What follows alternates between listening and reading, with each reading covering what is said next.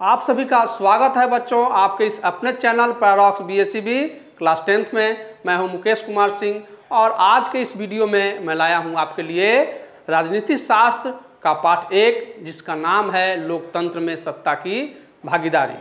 तो आइए इस विषय को पढ़ने से पहले हम समझते हैं कि आखिर राजनीति शास्त्र का क्या अर्थ होता है। तो बच्चों राजनीति शास्त्र का अर्थ होता है राज जोड़ नीति। राज का मतलब क्या, यानी हम जानते हैं कि शासन जो करते हैं उन्हें राज कहा जाता है, यानी सत्ता को राज कहा गया है। और तंत्र का मतलब क्या होता है, नीति, यानी राजतंत्र और प्रजातंत्र। आप दोनों ही तंत्र के बारे में जान रहे हैं। राजतंत्र वो था जब राजा लोगों का शासन था, तो उस समय राजाओं की नीतियाँ चलती थीं। और अब जब प्रजातंत्र हैं तो प्रजातंत्र को चलाने के लिए जो नियम कायदे कानून बनाए गए हैं, जो नीतियाँ बनाई गई हैं, उसी को कहा जाता है राजनीति। और उसी से संबंधित जो अध्ययन हमें करना है वह कहलाता है शास्त्र। तो राजनीति शास्त्र में हमें राजनीति से संबंधित बातें सीखनी हैं, यानी किस प्रकार से चुनाव होते हैं, लोगों के अधिकार क्या हैं, उनके कर्तव्य क्या हैं, संविधान में हमारे क्या क्या लिखा गया है, किस अनुच्छेद में हमें क्या पढ़ना है, कौन सी जानकारी दी गई है। तो इन सब के बारे में हमें बताया गया है राजनीति शास्त्र में। अब सबसे पहले इस चैप्टर को शुरू करने से पहले मैं आपको बता देता हूं कि पैराडॉक्स की जो हमारी टीम है, हम सब ने काफ़ी मेहनत करके, जो हमारे अनुभवी टीम है शिक्षकों की, तो उन्होंने पूरे जो बिहार बोर्ड में जो प्रश्न आते हैं आपके विषयों के, तो 6 प्रश्न हैं और 6 विषय भी हैं आपके। तो 6 विषय यानी 600 अंक का जो है कंप्लीट सिलेबस की तैयारी कराने वाला हमारा एकमात्र संस्थान है पैराडॉक्स बीएससीबी। यानी हमारा संस्थान आपके लिए प्रत्येक विषय से संबंधित विषय के विशेषज्ञ शिक्षकों के द्वारा पूरे विषय की तैयारी आपको बिल्कुल अच्छे तरीके से कराई जाएगी।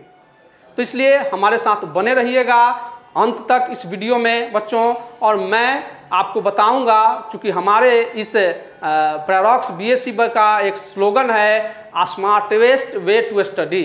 स्मार्टेस्ट वे टू स्टडी कहने का ये अर्थ है कि हम तो अध्ययन करेंगे ही, इसलिए कि परीक्षा तो हमारे सर पर है। और इस साल चूँकि कोरोना के कारण जो है हम लोग क्या हो गए हैं, घर में ही बैठने को मजबूर हो गए हैं। हमारे स्कूल बंद हैं, कोचिंग क्लासेस बंद हैं, यानी परीक्षा भी सर पर है और किसी तरह से हम बाहर जाकर पढ़ भी नहीं सकते। तो ऐसी स्थिति में हमारे इस पैराडॉक्स बीएससीबी ने आपकी समस्याओं को समझा है और उसी के समाधान के लिए हमने योग्य शिक्षकों की एक टीम गठित की, जो अभी सभी विषयों में संपूर्ण दक्षता हासिल किए हुए हैं। और उन्हीं के द्वारा हम अपने इस पैराडॉक्स बीएससीबी के प्लेटफॉर्म पर आपके लिए सभी विषयों के जो है वह वीडियो उपलब्ध करवाएंगे, जो आपके परीक्षा के दृष्टिकोण से काफ़ी महत्वपूर्ण साबित होंगे। तो सबसे पहले हम समझते हैं लोकतंत्र के बारे में। काफ़ी महत्वपूर्ण है बच्चों समझना, क्योंकि जिस विषय को हम लोग पढ़ने जा रहे हैं, पहला पाठ आपका है लोकतंत्र में सत्ता की भागीदारी। तो सबसे पहले किसी भी पाठ को समझ लेना जरूरी है कि आखिर ये पाठ का जो शीर्षक दिया गया है, ये शीर्षक आखिर लोकतंत्र में सत्ता की भागीदारी आखिर क्यों दिया गया है। तो इसको समझेंगे हम सबसे पहले। तो लोकतंत्र का क्या अर्थ होता है। लोक मतलब जनता, यानी लोग। तो लोग कौन है, यानी हम ही लोग हैं। तंत्र का मतलब वही शासन की पद्धति से है कि किस तरीके से लोगों का शासन जो है चलता है। उसमें कहा जा रहा है सत्ता की भागीदारी। सत्ता यानी हमारे बीच से लोग, यानी हम लोग जिस व्यक्ति को चुनते हैं चुनाव में, वह व्यक्ति चला जाता है और चुनकर जितने जो प्रतिनिधि हमारे बीच से जाते हैं, वह चुनाव होने के बाद में आप देखते होंगे कि सरकार बनती है। और सरकार बनती है तो मंत्रिमंडल का गठन होता है, और उस गठन के द्वारा सत्ता का सुख जो है सभी राजनीतिक दल भोगने के लिए तैयार रहते हैं। तो सत्ता उसी को कहा जाता है जो कुर्सी पर बैठ जाता है, उसके हाथों में पावर आ जाती है। मंत्री जैसे ही कोई बनते हैं तो उनके हाथों में पावर आ जाती है, उस विभाग से संबंधित सभी। तो सत्ता की भागीदारी का अर्थ है कि उस सरकार में सभी वर्गों की भूमिका हो। सभी वर्ग, मेरा कहने का अर्थ ये है कि आप जानते ही हैं कि हमारे देश में अलग अलग धर्मों के मानने वाले लोग रहते हैं। जैसे हिंदू रहते हैं, मुसलमान रहते हैं, यहाँ सिख भी रहते हैं जिन्हें हम पंजाबी कहते हैं, उसके बाद ईसाई धर्म के भी लोग रहते हैं, और भी दूसरे दूसरे धर्मों के लोग रहते हैं, लेकिन उनकी संख्या काफ़ी कम है। जैसे बौद्ध धर्म के लोग भी आपको अपने देश में मिलेंगे, जैन धर्म के भी लोग मिल जाएंगे। तो इस तरह से हमारे देश में कई धर्मों के मानने वाले लोग रहते हैं, वो भी एक साथ रहते हैं, मिलजुल कर रहते हैं। उसके अलावा भी कई तरह की बातें आपको देखने के लिए मिलेंगी कि एक ही धर्म में कई जातियां होती हैं। जैसे हम अपने अगर हिंदू धर्म की ही बात करें तो आप देखेंगे कि हमारे हिंदू धर्म में ही कई जातियां हैं। जैसे ब्राह्मण हो गया, राजपूत हो गया, वैश्य हो गया, शूद्र हो गया। ये शुरुआत में ही चार जातियों की व्यवस्था की गई थी कर्म के आधार पर। यानी आप देखेंगे कि शुरुआत में हमारे जो है पुराने विश्व में कितनी जातियां थीं, तो मात्र 4 जातियां थीं हमारे हिंदू धर्म के अनुसार। वह जातियां कौन कौन सी थीं? ब्राह्मण, राजपूत और वैश्य, ब्राह्मण, शूद्र, ये सब जो है 4 कोटि के जो थे। तो वही चारों जो है उस समय कर्म के आधार पर जातियों का बंटवारा किया गया था, लेकिन बाद में वही जो है कर्म जो है क्या बन गया? जन्म का आधार बन गया। यानी जिस वो व्यक्ति जो उस समय उस काम को करता था, उसकी संतानें हुई तो वह भी उसी काम को करने लगी और धीरे धीरे वह जाति का बोध हो गया। और आप ये भी देखेंगे कि जातियों में भी कई उपजातियां हैं। यानी इन 4 जातियों में कितनी उपजातियां हैं आप अनुमान नहीं लगा सकते, 3000। यानी मात्र 4 जातियों में कितनी उपजातियां बन गई हैं? 3000 उपजातियां बच्चों बन गई हैं। तो ये जो है काफ़ी खतरनाक है हमारे लोकतंत्र के लिए।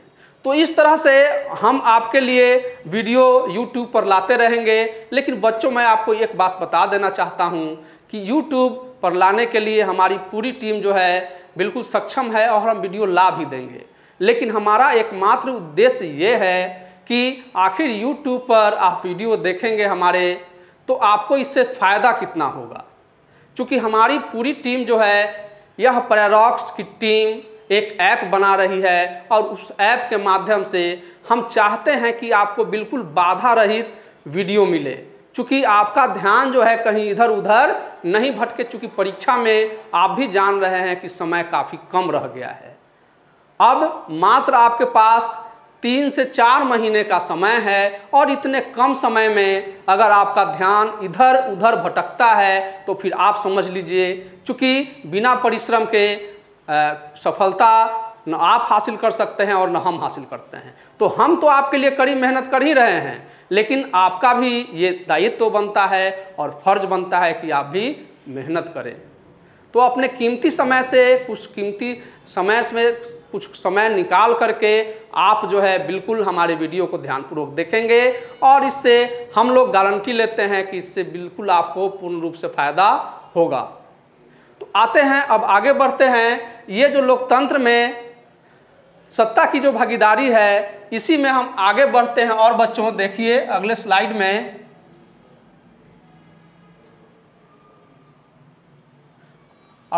हम आपको दिखाते हैं ये लोकतंत्र में द्वंद्व। आप देखेंगे लोकतंत्र में, यहाँ ये गलत है, यहाँ होगा द्वंद्व।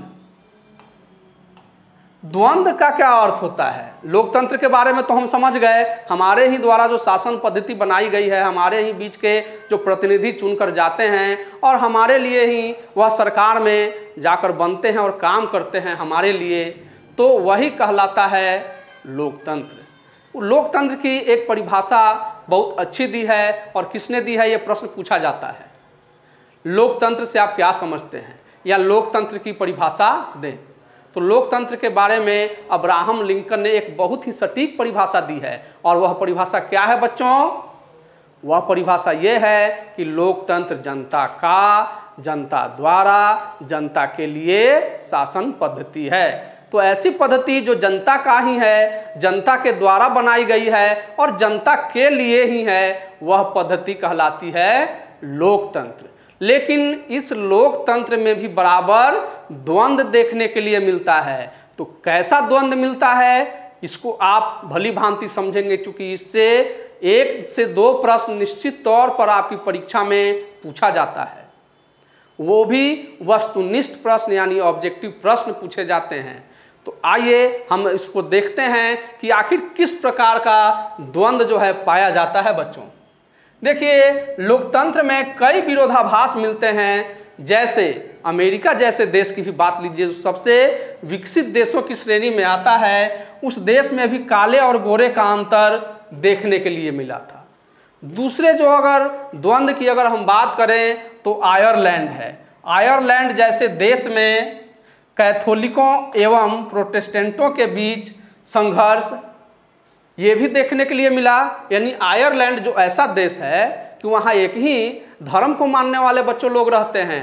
कौन कौन से धर्म को मानने वाले लोग हैं वहाँ? ईसाई धर्म को, यानी एक ही धर्म है ईसाई धर्म। लेकिन उसी ईसाई धर्म में 2 पंथ बन गए हैं, 2 संप्रदाय बन गए हैं। एक बन गया है कैथोलिक और दूसरा बन गया है प्रोटेस्टेंटो।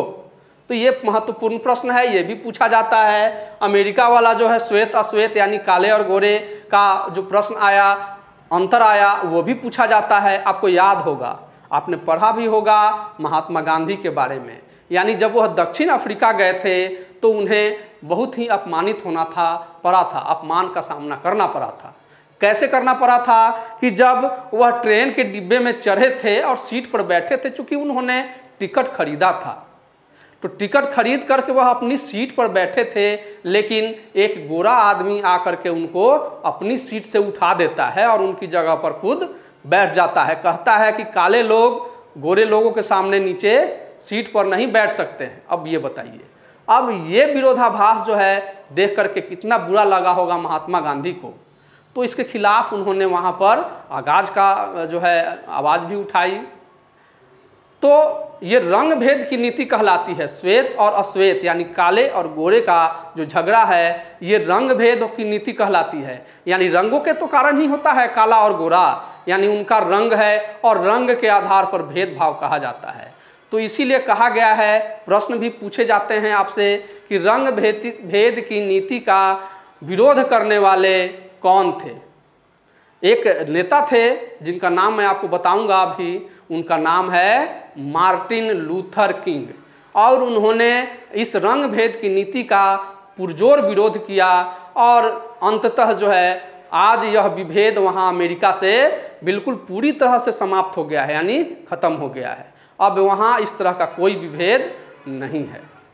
आयरलैंड में भी मैंने आपको बताया कि ये जो 2 कैथोलिक हैं और प्रोटेस्टेंट हैं, इनके बीच में भी हमेशा द्वंद्व होता रहता है, टकराव होता रहता है। तो ऐसी काफ़ी महत्वपूर्ण जानकारियाँ जो हैं हम आपके लिए हर एक वीडियो में लाते रहेंगे। अभी और भी है, हमारे साथ आप बने रहिए। लेकिन मैं आपको ये भी बता देता हूँ कि हम आपको सभी वीडियो YouTube पर बच्चों नहीं दे पाएंगे। हमारे पास भी मजबूरी है और आपकी सुविधा का भी हम लोग ध्यान रख रहे हैं।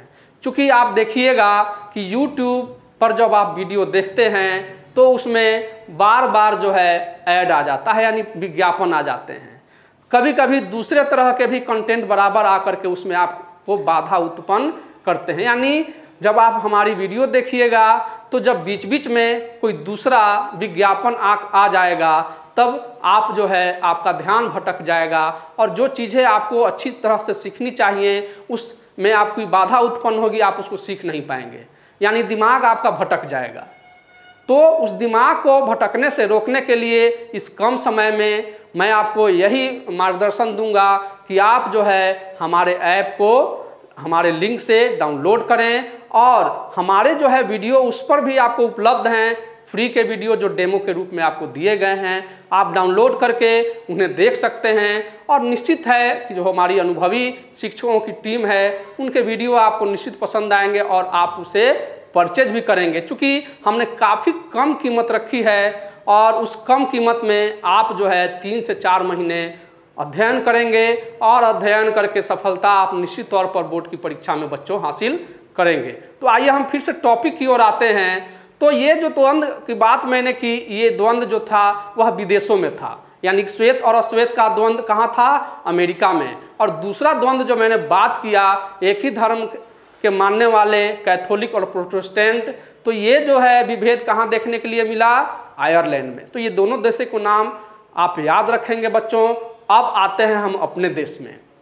तो अपने देश में भी आप देखेंगे कि कई विभेद नजर आए हैं।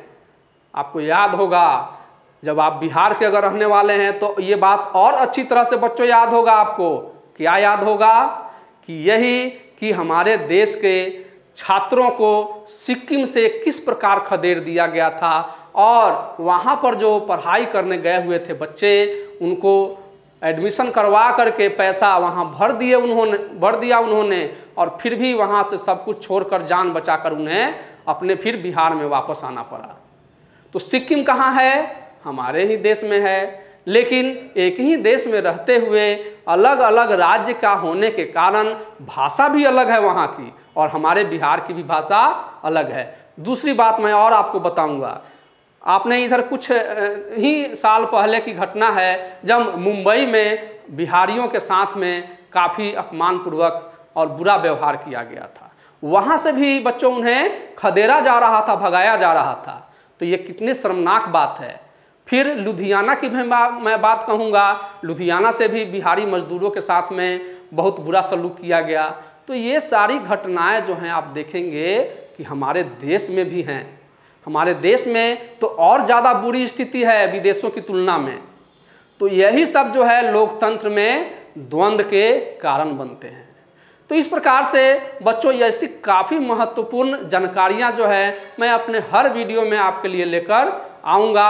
और भी जो है हमारे विशेषज्ञ शिक्षक हैं, उनके भी आप वीडियो देखेंगे। मैं आज राजनीति शास्त्र का आपको बता रहा हूँ। इम्पोर्टेंट जो प्रश्न आपको परीक्षा में पूछे जा सकते हैं, उसी से संबंधित यह चैप्टर है। तो हमारे इस पैरोक्स BSEB ने एक बहुत अच्छी स्कीम यानी योजना लाई है आपके लिए। तो वह योजना क्या है उसके बारे में मैं अपने आप को रोक नहीं पा रहा हूँ, चूँकि यह बहुत ही एक्साइटिंग ऑफर है। और क्या है वह एक्साइटिंग ऑफर? तो जो भी प्रथम 10,000 विद्यार्थी जो होंगे, जो हमारे ऐप को डाउनलोड करेंगे और परचेज करेंगे, उन्हें 50% यानी आधे दाम पर ही हम जो है अपना ऐप उन्हें देंगे और सारे वीडियो तब वह आराम से देख पाएंगे। क्योंकि हमारे ऐप से डाउनलोड किए हुए वीडियो में किसी भी प्रकार का कोई ऐड नहीं होगा, कोई विज्ञापन नहीं होगा। आप जो है निर्बाध रूप से जिस विषय का चाहेंगे उस विषय का उसमें से अध्ययन कर सकते हैं, क्योंकि सभी विषयों के उसमें आपको वीडियो उपलब्ध होंगे। और वो भी वीडियो केवल आपके एग्जाम पॉइंट ऑफ व्यू से बनाया गया है, ताकि आप परीक्षा में अधिक से अधिक अंक प्राप्त कर सकें। तो आइए और अब आगे चलते हैं दूसरे स्लाइड में। तो ये जो सांप्रदायिकता या लोकतंत्र में जो विरोधाभास है, ये क्या करते हैं? एक क्षेत्र के लोग दूसरे क्षेत्र के लोगों को घृणा अथवा नफरत की दृष्टि से देखते हैं, और यह सभी क्या कहलाता है? लोकतंत्र में द्वंद्व का उदाहरण है। तो बहुत सारे उदाहरण मैंने आपको बताए भी। एक और उदाहरण मैं आपको बता देता हूँ। असम में भी जो है उल्फा अग्रवादियों ने बिहारियों के साथ में काफ़ी बुरा सलूक किया था। तो इस प्रकार से एक राज्य के लोग भाषा के आधार पर और क्षेत्र के आधार पर भी एक दूसरे में विरोधाभास उत्पन्न होता है। अब आइए हम अगले स्लाइड में चलते हैं। देखिए, हमारा देश एक है, और जब जब हमारे देश पर किसी भी प्रकार की कोई मुसीबत आई है, विपत्ति आई है, तो सभी धर्मों के लोग एक साथ खड़े होते हैं और कंधे से कंधा मिला करके हर विपत्ति का मुकाबला करने के लिए तैयार रहते हैं। यही एक गुण जो है हमें क्या बनाता है? अनेकता में एकता का द्योतक है, परिचायक है। और इसीलिए कोई भी विदेशी ताकत हम पर आंख उठाने से डरती है। तो आइए अगले स्लाइड में चलते हैं हम। अब हम देखेंगे दूसरा जो है वह मेन टॉपिक जो है बच्चों, चूँकि यह पाठ काफ़ी बड़ा है लेकिन काफ़ी संक्षेप में मैंने किया है इसको, इससे भी काफ़ी सारे प्रश्न ऑब्जेक्टिव के पूछे जाते हैं और कौन कौन से प्रश्न पूछे जाते हैं उसके बारे में भी मैं आपको बताऊंगा। इसके पहले वाला जो है आपको मैंने बात बताया था श्वेत अश्वेत वाला, वो भी इम्पोर्टेंट क्वेश्चन है, आता है बराबर परीक्षा में। उसके बाद कैथोलिक और प्रोटेस्टेंट वाला है, वो भी आता है। तो और आगे भी मैं बताऊंगा कैथोलिक और प्रोटेस्टेंट से रिलेटेड ही एक और प्रश्न आता है, लेकिन इसके बाद वाले स्लाइड में मैं उस पर चर्चा करूंगा बच्चों, ठीक है। तो आइए हम समझते हैं कि ये सामाजिक विभेद जो है जिसके कारण ये सभी द्वंद्व उत्पन्न होते हैं, तो उसके क्या कारण है, कैसे वह उत्पन्न होता है। तो देखिए इसके उत्पत्ति के कई कारण हैं, जैसे धर्म हो गया, जाति हो गया, संप्रदाय हो गया एवं क्षेत्र हो गया। जाति आप जानते ही हैं कि हमारे यहाँ कई जातियों के लोग रहते हैं। तो जाति यानी हिंदू धर्म में ही कई जातियाँ हैं। तो जातियों के नाम मैं नहीं गिनाऊंगा क्योंकि अच्छा नहीं लगता है, आप खुद जान रहे हैं कि आसपास में भी कई जाति के लोग रहते होंगे।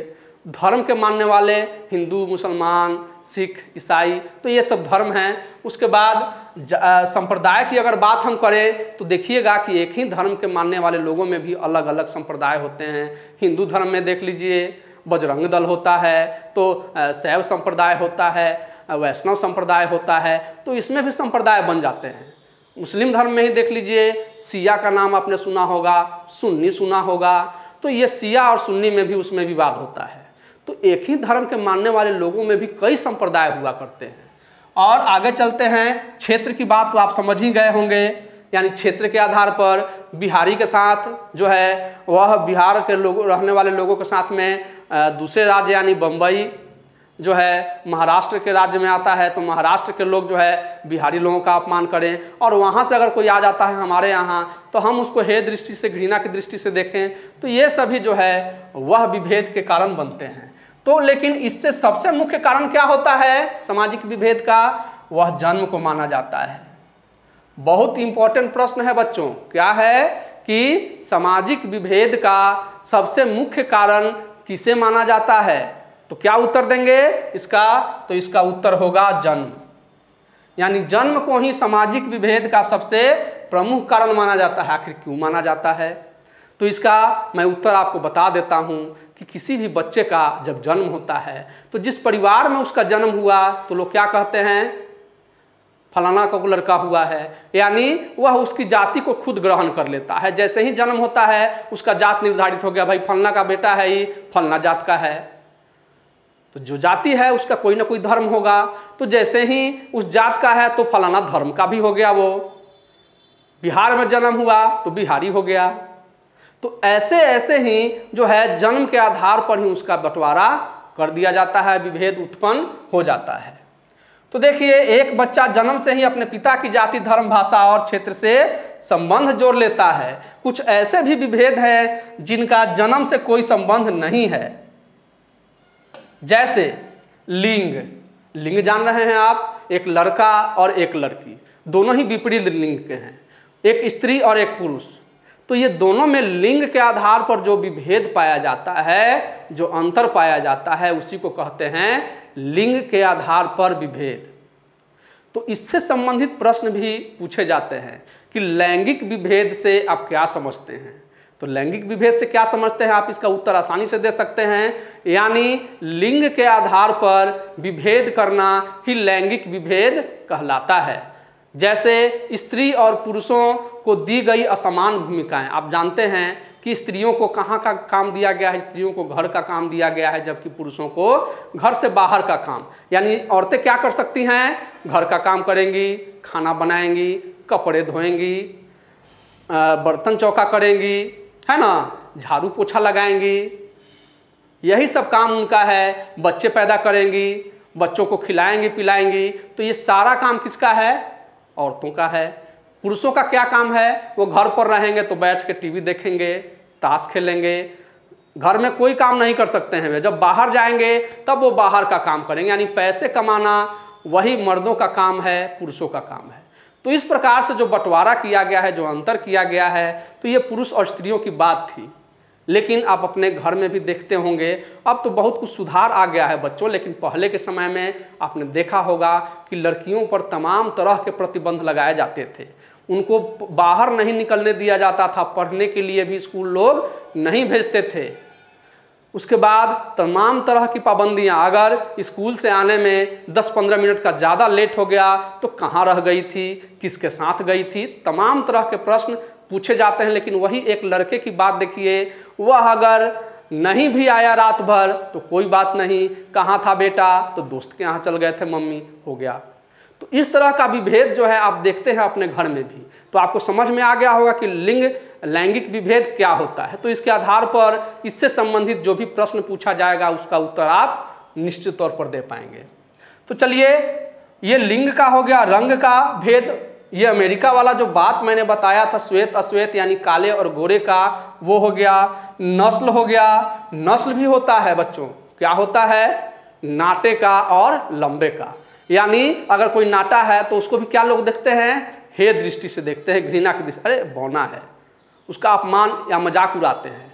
तो ऐसे विभेद भी आपको दिखाई देंगे। और ये जो है ये तो बहुत बड़ा विभेद है और ये कभी खत्म होने वाला विभेद है ही नहीं। जाति को भी हम हटा देते हैं, सभी धर्म को भी खत्म कर देंगे, सब लोग आपस में मिलकर रहेंगे कि चलो भाई हम एक ही धर्म को मानेंगे।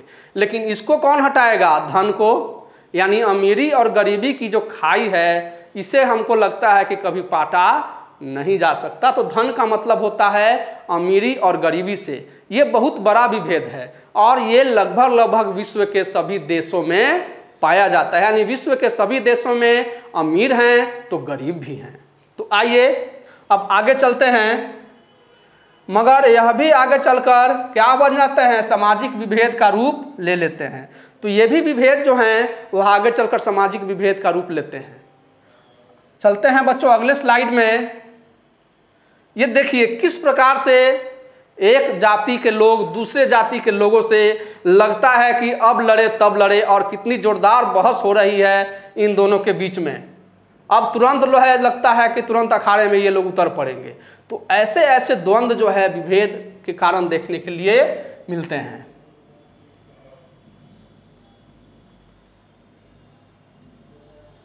हाँ, तो ये अब चलते हैं अगले स्लाइड में।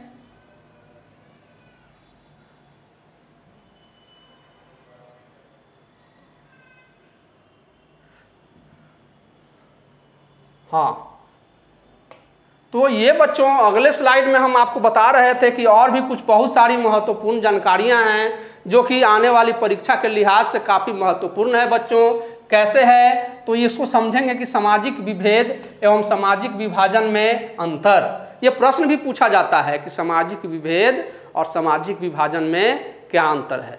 तो हमारी इस पूरी टीम ने, पैरॉक्स की टीम ने आपके लिए बच्चों काफ़ी बेहतरीन वीडियो जो है बनाया है। और ये जो चूँकि मैंने आपको बताया भी है कि इसमें YouTube पर जो भी आप वीडियो देखेंगे तो बहुत सारे आपको ऐड वगैरह देखने के लिए मिल सकते हैं।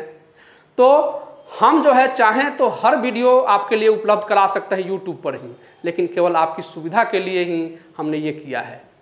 और हम चाहते हैं कि आपको जो भी तरीका है, हमारा स्लोगन है smartest way to study, यानी स्मार्ट तरीके से आप कैसे अध्ययन करेंगे हम इस वीडियो में आपको बताते हैं। तो आइए हम देखते हैं कि सामाजिक विभेद और सामाजिक विभाजन में क्या अंतर है। एक क्षेत्र में रहने वाले अलग अलग यानी विभिन्न जाति धर्म भाषा संप्रदाय के लोगों के बीच जो अंतर होता है यह सामाजिक विभेद का रूप धारण कर लेता है, जबकि धन रंग और क्षेत्र का विभेद सामाजिक विभाजन का रूप ले लेता है। तो ये जो प्रश्न अगर आपको आता है तो यहाँ से यहाँ तक आप उसका उत्तर लिख सकते हैं बच्चों। यहाँ दूसरा जो है आप उदाहरण के तौर पर ले लीजिए कि आप देख सकते हैं कि बिहार और उत्तर प्रदेश के लोगों का अन्य राज्यों में कभी कभी क्षेत्र और भाषा के आधार पर अपमानित होना पड़ता है। तो इसके पहले मैं जिक्र कर चुका हूँ कि किस तरह से बिहारियों के साथ में बुरा व्यवहार किया जाता है अन्य राज्यों के लोगों के द्वारा। तो ये आप देख लीजिए, ये मैं दिखा रहा हूँ आपको कि किस प्रकार ये देखने से आपको क्या लग रहा है, ये कैसे लोग हैं, बहुत गरीब लोग हैं या अमीर लोग हैं। तो ये अमीर हैं। ये धन का जो है विभेद है, ये लोग अमीर हैं, देखने से ही पता चल जाता है। आपकी भी नज़र पारखी है बच्चों, आप देख लीजिए। और ये कैसे लोग हैं? ये लोग हैं गरीब। कितना अंतर है इनमें और इनमें, आप देख सकते हैं चित्र के माध्यम से। अब चलते हैं अगले स्लाइड में। यहां देखिए विभेदों में तालमेल और संघर्ष। अब जहां तक मैंने आपको बताया था कि किस तरह से इसमें विभेद में के कारण जो है संघर्ष होता रहता है, लेकिन कभी कभी तालमेल भी होता है। क्यों तालमेल होता है तो इसका मैं कारण आपको बता देता हूँ। वो बहुत ही महत्वपूर्ण अभी मैं आपको बात बताने जा रहा हूँ, आप गौर से सुनिएगा। विभेद में संघर्ष भी होता है और तालमेल भी होता है। तो किस आधार पर तालमेल होता है तो उसको मैं आपको बताता हूँ। अब सभी जानते हैं कि अभी जो है विश्व के अधिकांश देशों में कैसी सरकार है? लोकतंत्रात्मक। यानी लोकतंत्रात्मक सरकार का सबसे मुख्य एजेंडा क्या होता है? धर्मनिरपेक्षता। तो धर्मनिरपेक्षता का क्या अर्थ होता है यह मैं आपको बता दूं। यह परीक्षा में, अधिकांश परीक्षाओं में यह प्रश्न पूछे जाते हैं कि धर्मनिरपेक्षता से आप क्या समझते हैं। ऑब्जेक्टिव में भी आपको यह प्रश्न पूछा जाता है और वस्तुनिष्ठ यानी ऑब्जेक्टिव तो पूछा ही जाएगा, लघु उत्तरीय यानी शॉर्ट क्वेश्चन में भी पूछा जाता है ये कभी कभी। तो इसका मैं शॉर्ट में ही आपको बता देता हूँ। धर्मनिरपेक्षता का अर्थ होता है राज्य का अपना कोई धर्म नहीं होना। यानी कोई भी धर्म जो है उस देश का अपना नहीं होता है राजकीय धर्म, बल्कि सभी धर्मों को वह समान दृष्टि से देखता है। तो मान लीजिए कि अगर हम अपने भारत देश की ही बात लेते हैं तो हमारे देश में भी धर्मनिरपेक्षता का ही सिद्धांत लागू है। तो हमारे देश में भले ही अलग अलग जाति के, अलग अलग धर्मों के, अलग अलग भाषाओं के जानने वाले मानने वाले लोग रहते हैं, लेकिन फिर भी उनके अंदर यह भावना जरूर विकसित हो जाती है कि भले ही हमारा धर्म अलग है, हमारी जाति अलग है, हमारी भाषा अलग है, लेकिन हम कहाँ के रहने वाले हैं? इस भारत देश के रहने वाले हैं। हम सभी क्या हैं? भारतीय हैं। और यही भावना जो है वह एक अनेकता में एकता का परिचायक होती है। तो देखिए आप देख ही रहे हैं कि हमारा देश एक लोकतांत्रिक और धर्मनिरपेक्ष देश है। यहाँ कई धर्मों, भाषाओं और जातियों के लोग एक साथ मिलजुल कर रहते हैं, क्योंकि उनमें यह धारणा विकसित हो जाती है कि भले ही उनका धर्म, जाति, भाषा अलग हो पर उनका राष्ट्र एक है। यही भावना उन्हें एक बनाने का काम करती है। परंतु कभी कभी धर्म और जाति के नाम पर उनमें आपसी संघर्ष भी हो जाता है और यही संघर्ष कभी कभी हमारे लोकतंत्र के लिए घातक हो जाती है।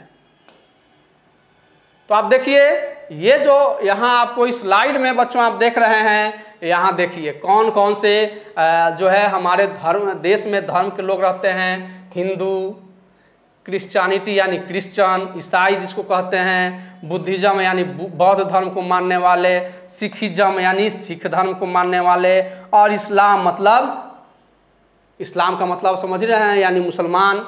तो ये जो है 1 2 3 4 5 धर्म के नाम यहाँ पर आपको मैं दिखा रहा हूँ। तो ये तो कम से कम आपको याद हो ही जाएगा। और भी बहुत सारे धर्म हैं, लेकिन और सब धर्मों का हम नाम नहीं अभी लेते हैं, अभी इन्हीं 5 के बारे में याद रखते हैं। यहाँ देखिए कि किस प्रकार से एक धर्म के लोग दूसरे धर्म के लोगों पर सीना तान देते हैं। आपने सुना होगा, गदर फिल्म आपने देखी होगी, मुझे याद है, और मुझे भी यह फिल्म काफ़ी अच्छी लगी थी। लेकिन गदर फिल्म में क्या दिखाया गया है? हिंदू और मुसलमान के बीच में जो हमारे देश की आज़ादी के बाद में जो दंगे हुए, जब पाकिस्तान का बंटवारा हुआ था, उस समय का कितना दर्दनाक दृश्य आपने देखा होगा उस फिल्म के माध्यम से। तो देखिए किस प्रकार से एक धर्म के लोग दूसरे धर्म के लोगों पर बंदूक तान देते हैं और दंगे भड़क जाते हैं इसी प्रकार से।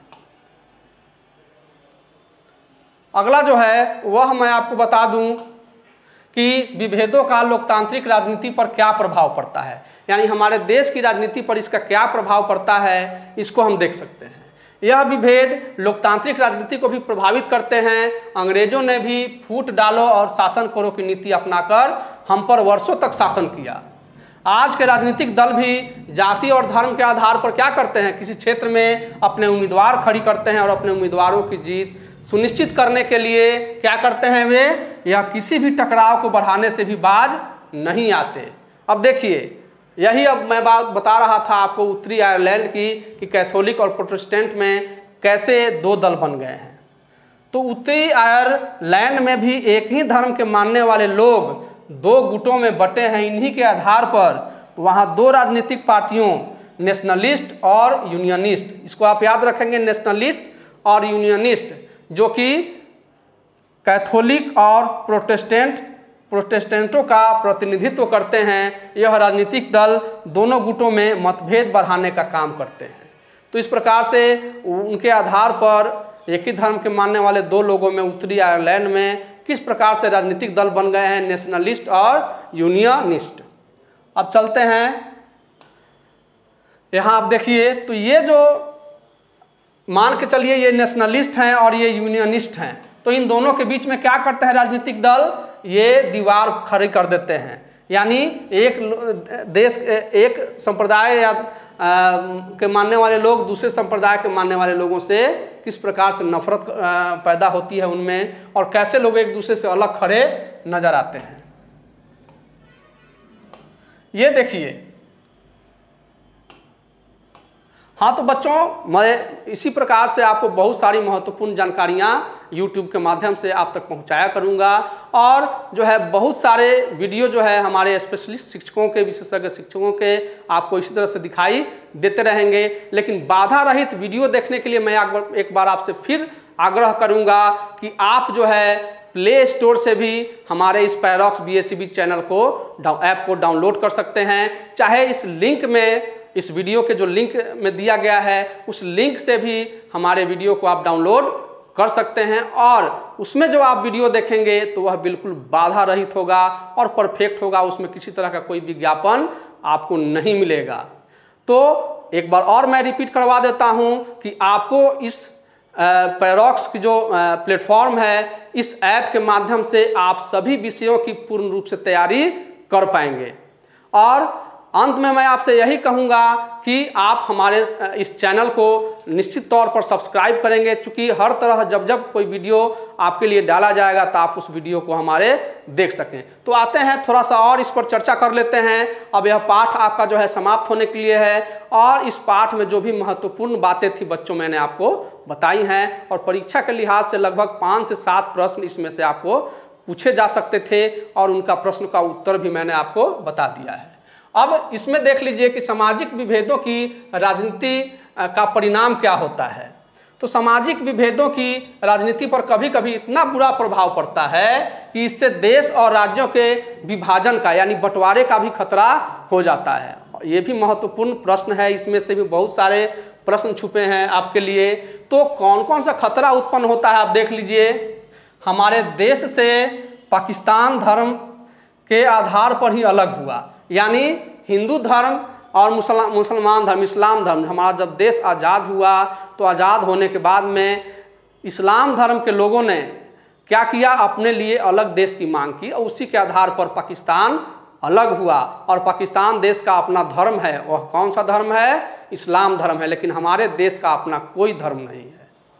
दूसरा, यूगोस्लाविया की अगर हम बात करते हैं तो यूगोस्लाविया में भी इन्हीं विवादों के कारण एक प्रश्न है आपको कि कौन सा देश जो है वह खरबूजे की भांति बट गया है, तो वह यूगोस्लाविया है। यूगोस्लाविया में भी इन्हीं विभेदों के चलते इसके कई टुकड़े हो गए हैं, और यह खरबूजे की भांति टुकड़ों टुकड़ों में बटा नजर आता है। तो किसी भी लोकतांत्रिक राज्य के लिए यह काफ़ी घातक सिद्ध हो सकता है। तो इस प्रकार से आप बच्चों देखते हैं कि सामाजिक विभेद और इसके निर्धारक तत्व जो होते हैं वह 3 होते हैं। कौन कौन से निर्धारक तत्व हैं इसके?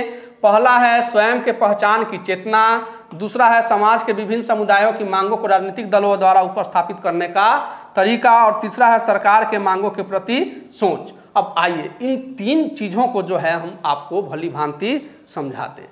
क्या है वह? स्वयं के पहचान की चेतना, यानी हम अपने आप को किस रूप में पहचानते हैं। अगर हम जानते हैं कि नहीं हम हिंदू हैं, और हिंदू में भी फलना जाति के हैं, हम बड़का हैं, और दूसरा जो है सामने वाला वो छोटका है, यानी घटिया है, नीच है, तो ये भावना जो है क्या बनाती है, हमें एक दूसरे से अलग करने का, बांटने का काम करती है। यानी अगर स्वयं के पहचान की चेतना हम अपने आप को उस नज़र से देखेंगे कि नहीं हम बहुत बड़े हैं, हम फलाने जाति के हैं, हमारा जाति सबसे ऊपर है, हमारा धर्म सबसे ऊपर है, तो ये जो है इससे तो अंतर आएगा ही। तो इस तरह की पहचान जो अगर रखते हैं हम, तो यह हमारे देश के लिए घातक हो सकता है। लेकिन वही जब हम अपने आप को पहचाने कि नहीं हम भी इंसान हैं और सामने वाला भी इंसान है। दूसरी बात है कि हमारा देश एक है और हम इसी देश में रहने वाले हैं, तो ये भावना जो है हमारे देश की एकता और अखंडता में हमेशा सहायक होगा और हम आपस में एक दूसरे के साथ मिलजुल कर रहने की प्रवृत्ति पर जोर देंगे। तो स्वयं की पहचान की चेतना का काफ़ी महत्वपूर्ण योगदान है बच्चों इसमें। दूसरा जो मैंने आपको बताया कि समाज के विभिन्न समुदायों की मांगों को राजनीतिक दल, जैसे आप जानते हैं कि आप जिसे चुनाव में वोट देते हैं वह किसी न किसी राजनीतिक दल से आते हैं। तो जब आपकी जो मांग होती है, हमारी जो मांग होती है, हम उस व्यक्ति के द्वारा वहाँ तक भिजवाते हैं राजनीतिक दलों के माध्यम से, और राजनीतिक दल जो है हमारी मांगों को सरकार के समक्ष रखती है। तो हमारी मांग कैसी है, जायज़ अगर हमारी मांग होती है तो वह ठीक है। तो राजनीतिक दल जो है उन्हें भी यह ध्यान देना चाहिए कि वह किसी के व्यक्तिगत हित के लिए ऐसी मांगों को नहीं रखें। तो तरीका जो है वह मायने रखता है काफ़ी। तीसरा जो है वह है सरकार के मांगों के प्रति सोच। राजनीतिक दल तो मांग कर देते हैं, हम जो कहते हैं वह ले जा करके उनके सामने रख देते हैं कि हमारे क्षेत्र की जनता या हमारे क्षेत्र के कुछ लोगों का यह मांग है, इसको आप पूरा कर दीजिए। लेकिन सरकार क्या करती है, काफ़ी सोचती है, विचारती है कि अगर इनकी मांगों को हम पूरा कर देते हैं तो उससे अन्य किसी समुदाय के धर्म के लोगों को किसी प्रकार का कोई हित नहीं होना चाहिए, उन्हें बुरा नहीं लगना चाहिए। तो ऐसी बात अगर होती है, वह अगर सभी जनों के लिए कल्याणकारी होती है तो सरकार उस मांग को मान लेती है। लेकिन सरकार को जब लगता है कि इससे जो है दूसरे समुदाय के लोग नाराज हो जाएंगे तो वह कभी भी वैसी मांगों को बच्चों नहीं मांगती है। तो चलिए आज का यह चैप्टर आपको बच्चों समाप्त हो रहा है। मैं आपको फिर से एक बार याद दिला दूं कि आप हमारा जो पैराडॉक्स चैनल है, इसके माध्यम से जो हमने ऐप लॉन्च किया है, उस ऐप को निश्चित तौर पर आप प्ले स्टोर से या हमारे डिस्क्रिप्शन में दिया हुआ जो लिंक है उससे आप डाउनलोड करें और हमारे जो फ्री आपको वीडियो उसमें दिए गए हैं उसको आप देखें। और निश्चित तौर पर मैं आपको विश्वास दिलाता हूं कि आप उस ऐप को खरीद करके बिल्कुल लाभान्वित होंगे और जो हमारे तरफ से जो 50% की जो छूट दी जा रही है उसका आप लाभ उठाएंगे। तो मैं आप चाहूँगा कि आपसे इजाज़त लूँगा और इसी के साथ ही धन्यवाद। हैव अ नाइस डे बच्चों।